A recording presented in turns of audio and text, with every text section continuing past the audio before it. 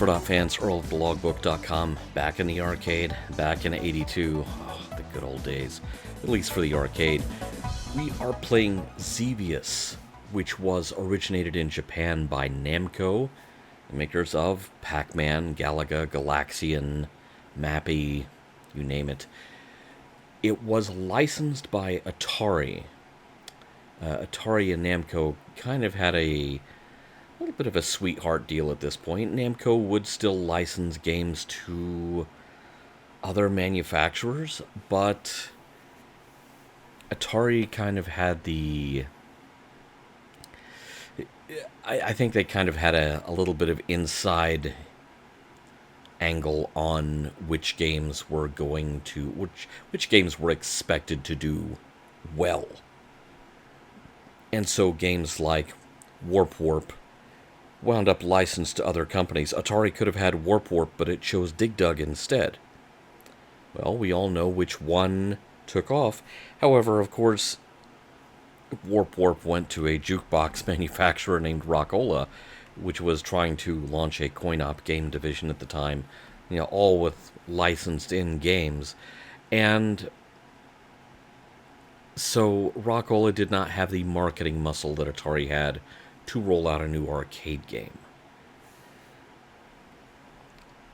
Xevious is a similar story. Atari snatched up the rights to this game, and we were off to the races. You are flying a ship called a Solvalou, and that's the ship you see at the bottom. You can fire both straight ahead at altitude. You can also drop bombs on targets on the ground. Both things are very important to do if you want to stay alive in this game. And by the way, I am not great at this game, so you'll have to forgive me if my demo is perhaps a bit underwhelming. Doesn't mean I don't enjoy playing it, though.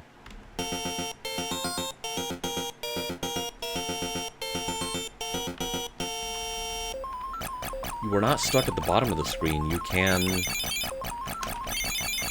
have full range of motion almost to the top.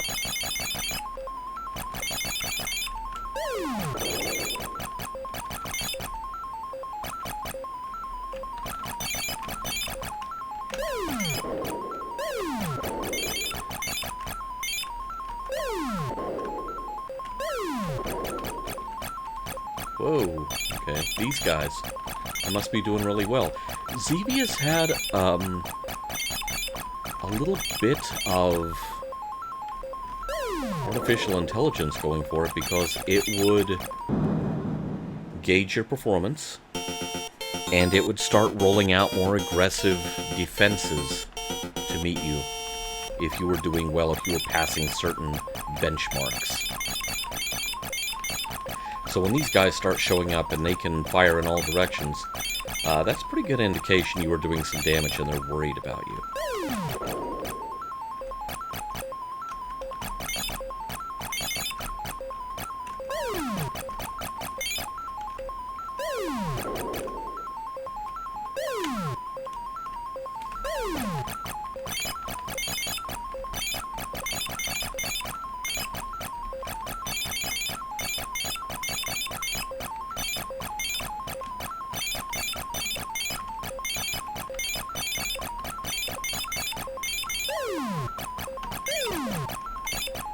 Ooh.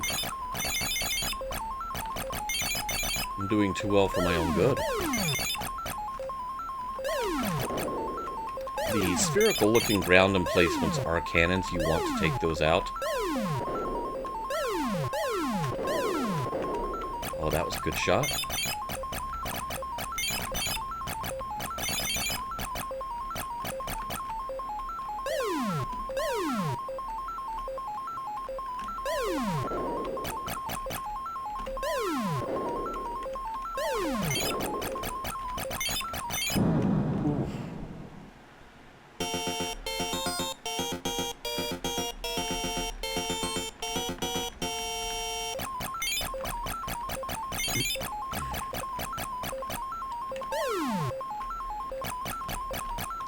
For a second there, I was almost ready to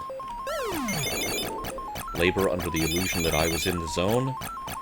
Don't ever think that. Because this game will humble you very quickly. Ooh. Ow. Ah. Holy cow. That's a lot of incoming fire to dodge.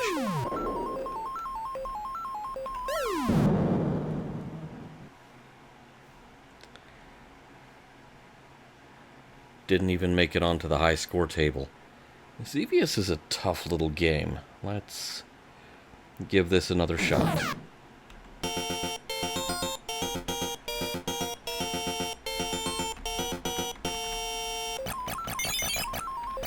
There was an upgraded version of this called Super Xevious that Atari rolled out. It was really a conversion intended to go into existing Xevious cabinets.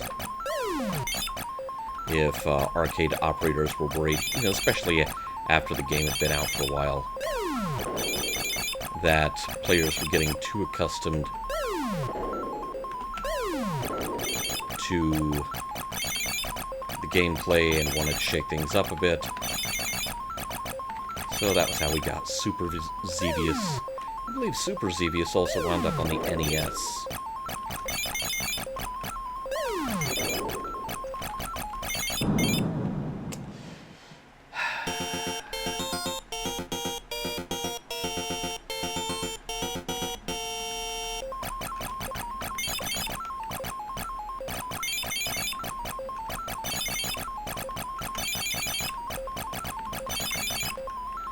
As you can see, when we go out to the wide shot again,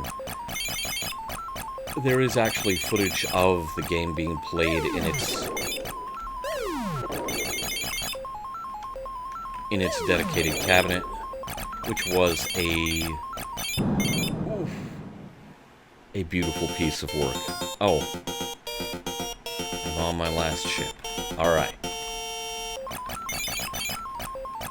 Don't talk, just fight.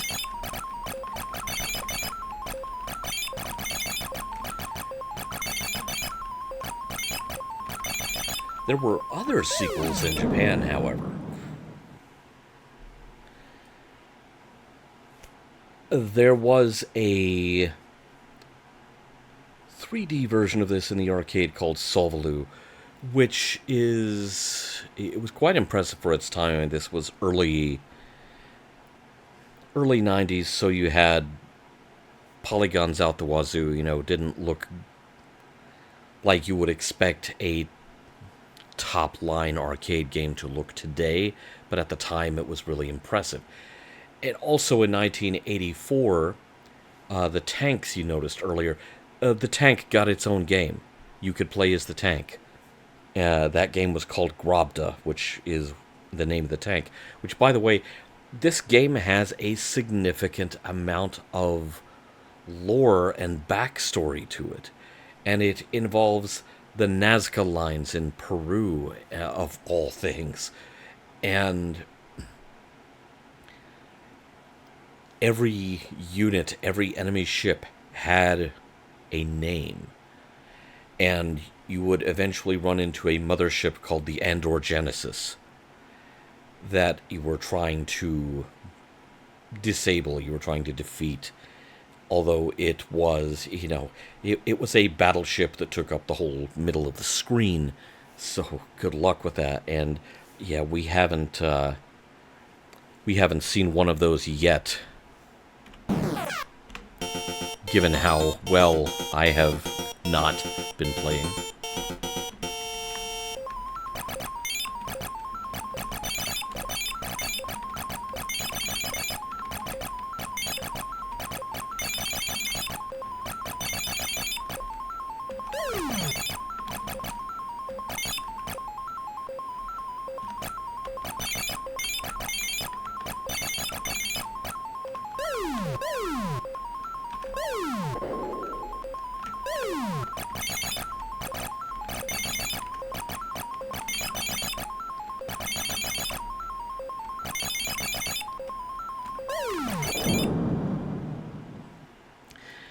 And I don't anticipate seeing the mothership in this game either.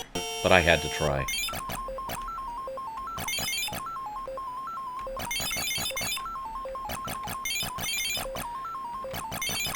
Maybe if I fail to shoot and bomb stuff, it will go easy on me. But I doubt that's how it works.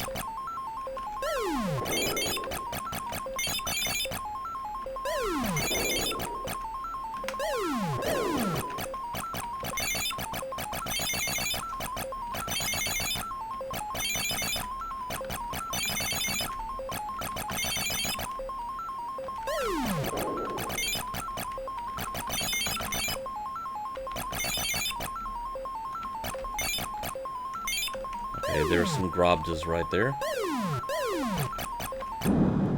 And I failed to hit even one of them. I mean, I haven't even gotten to the flying mirrors yet. That is how poorly I'm doing at this.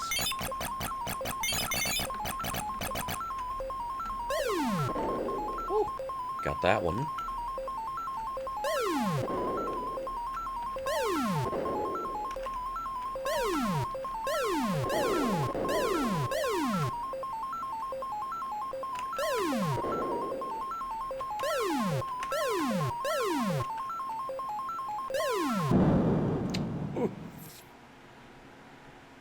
And, sadly, no flying mirror sightings in this game either.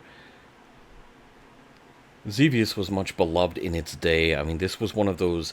You had a bumper crop. An absolute bumper crop. Okay, you see the actual machine being played up here. And that's the actual promo tape that Atari sent out to attract business from arcade operators. Or at least it's some excerpts from it. But in '82, you had this great bumper crop of games. You had this, you had Robotron, just countless others. You had Dig Dug, Super Pac-Man. The list just goes on and on. '82 was a fantastic year in the arcade. And this game is one of the reasons why.